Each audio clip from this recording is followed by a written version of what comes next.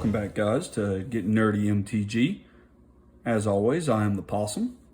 Today we're going to open up a booster box of Kamigawa Neon Dynasty. This is the draft booster.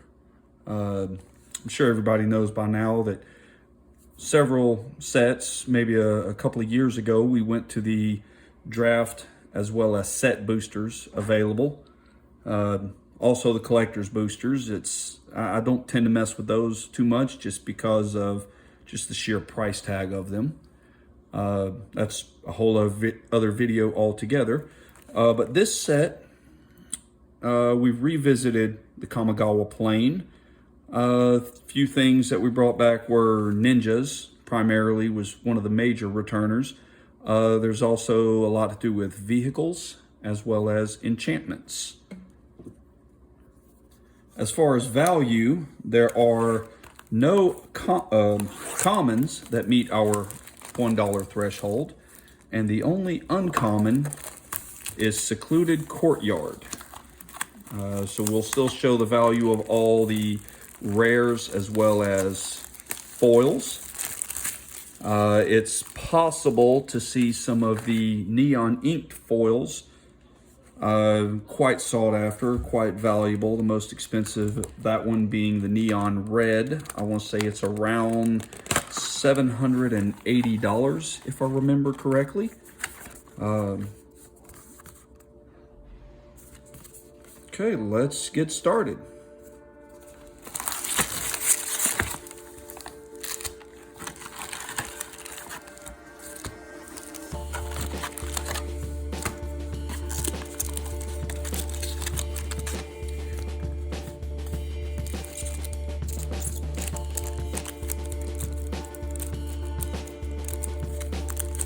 If I can remember how to open a magic pack, that is. Okay, not looking for any of the commons.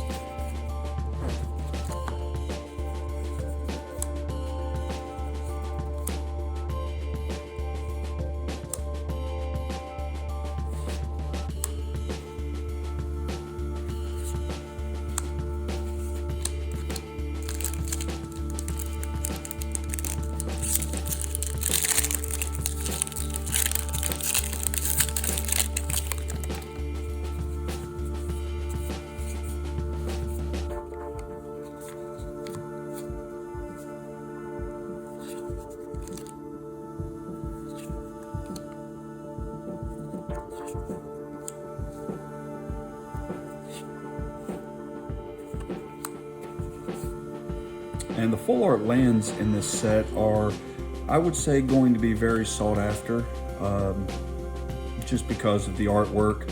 Full arts in general are very sought after as well, just for the fact that they're full arts. A lot of people like to really bling out their decks, specifically their Commander or their Legacy decks. These in foil, I would expect to become quite valuable.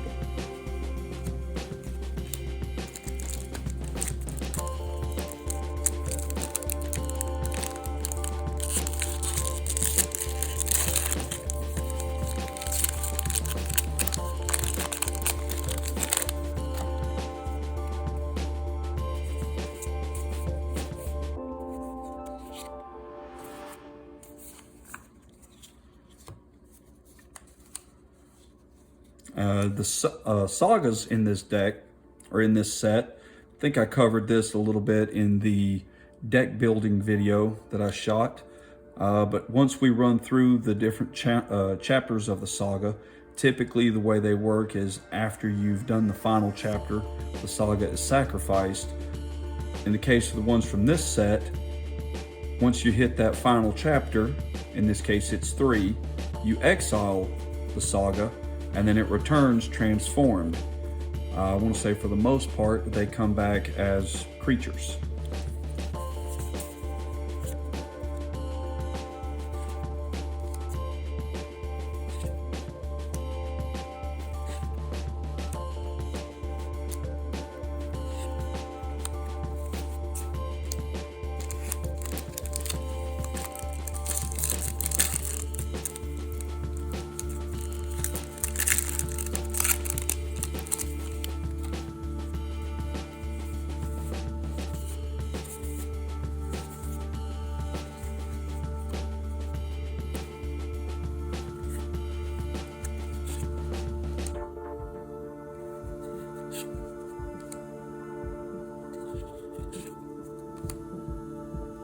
Nice little mythic. And our first foil.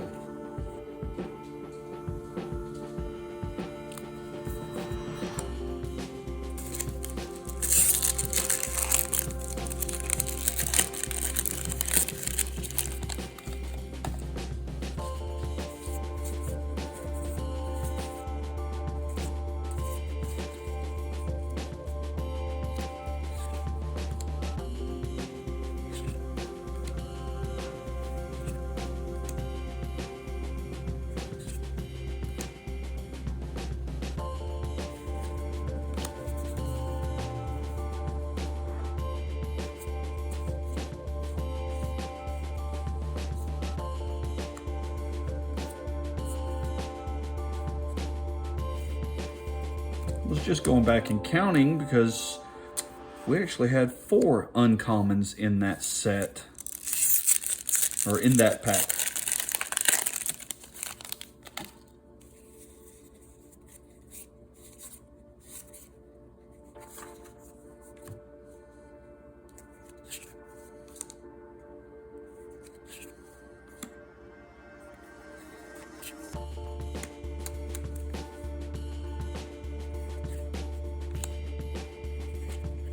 And here we see that foil full art land that I mentioned.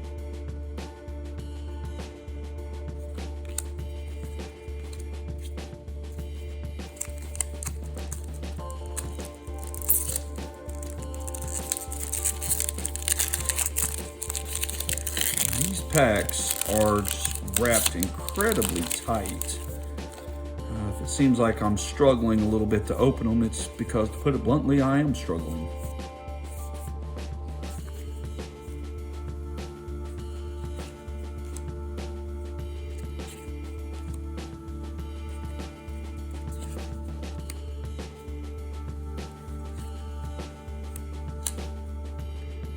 And another foil.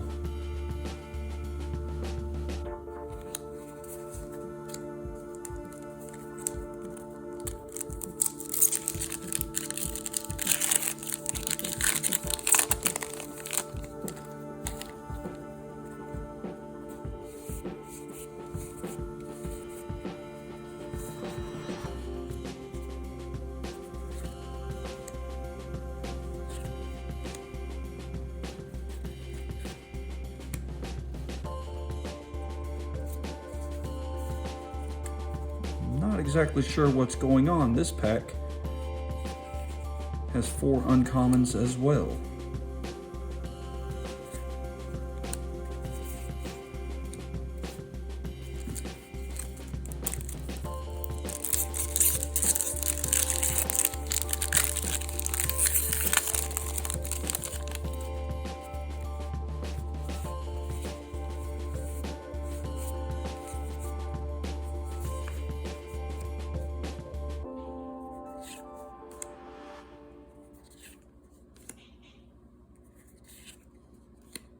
As so does this one.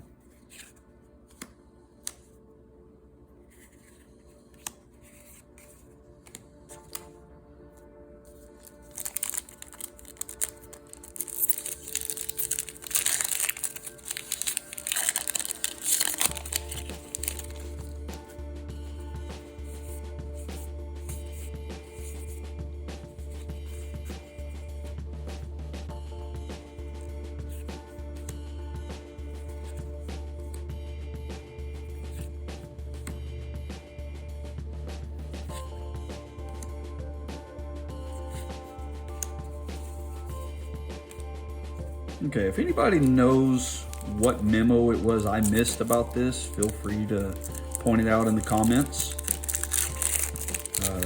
Don't feel bad for making me feel like an idiot. It's kind of a daily thing for me. I'm used to it. It's really not a big deal, but I'm very curious.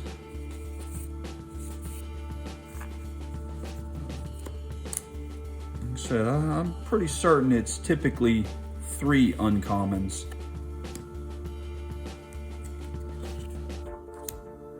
I know with sets like the Commander Legends, it was sometimes a little bit different, specifically because they had the legendary slot. Nice Invoke the Ancients full art.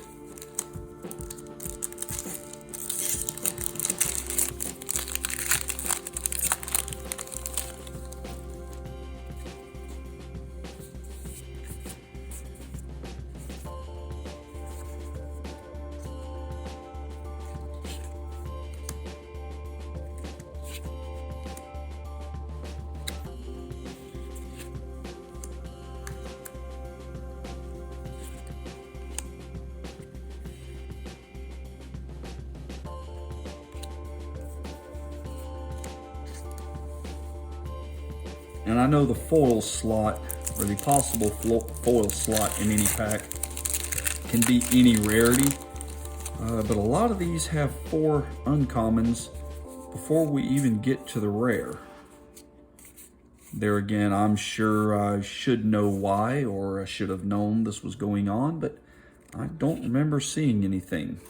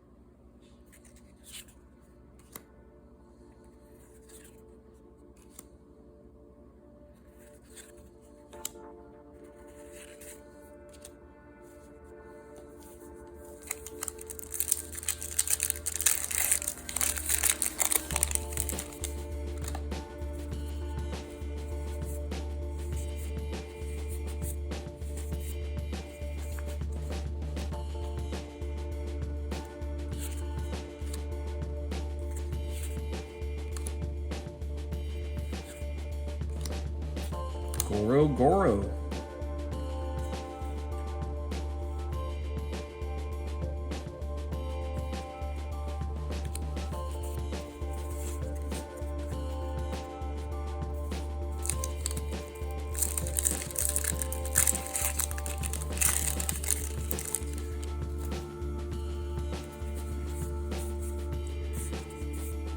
When I go to do the editing for the prices in this video, I'm pretty sure I've got to include the Japanese art basics as well. I want to say most of those are around $1, which is just amazing to me. I mean, they are gorgeous, but the fact that they put a $1 basic in just about every pack, I think is pretty cool.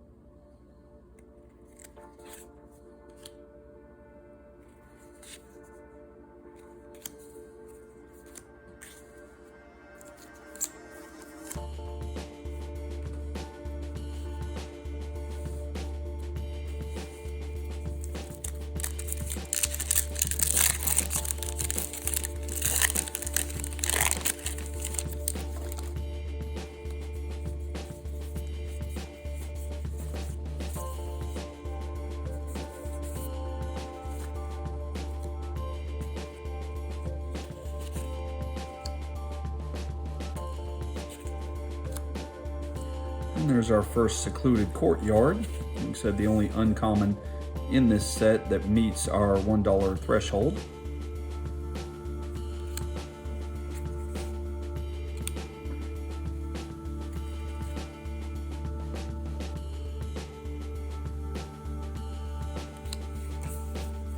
You see, not all of the basic lands in this set are the Japanese full arts. Some of them are just what we're normally used to seeing. The normal ones are not anywhere near that $1 to $1.50 that the full art ones are, for obviously reasons, but I still... Guys, had a little bit of technical difficulties. I looked up and realized we weren't still recording. For some reason, it just did not want me to talk to y'all anymore. So I think we've got it straightened out. Doesn't look like I actually lost any of the footage, but we'll just try to pick up where we left off.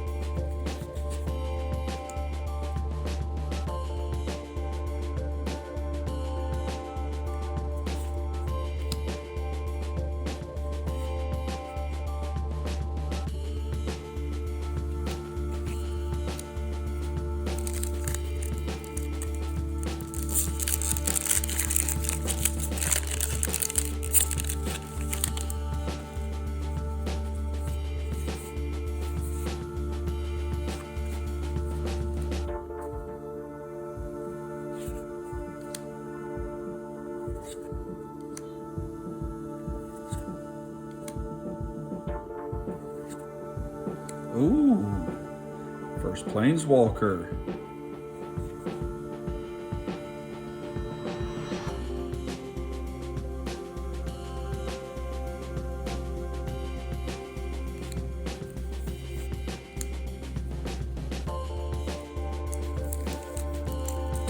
This booster box is actually not mine. It belongs to a friend that agreed to let me open it up on channel for you guys. Shout out to Daniel. I think he'll be at least somewhat happy. Haven't seen any of the neon ink cards that are going to be so incredibly valuable, but some decent stuff nonetheless.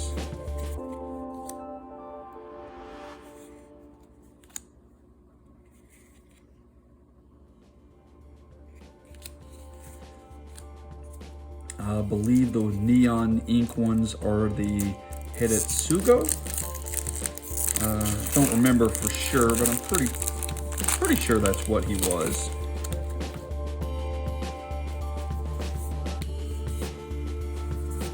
Haven't opened a ton of this yet. I mean, it's only been out for a short time, but it seems interesting so far. I've yet to build a successful deck with it. But as I've said in other videos, it's more about the fun than anything else. And maybe one day I'll actually get to have fun by winning. In any case, appreciate y'all guys joining us. As always, if you're not subscribed to the video, please do that. It helps the channel immensely. Also, if you would like to like and share the video, that helps others stumble across it just from doing searches on YouTube. In any case, I'll talk to y'all later, and y'all have a good day.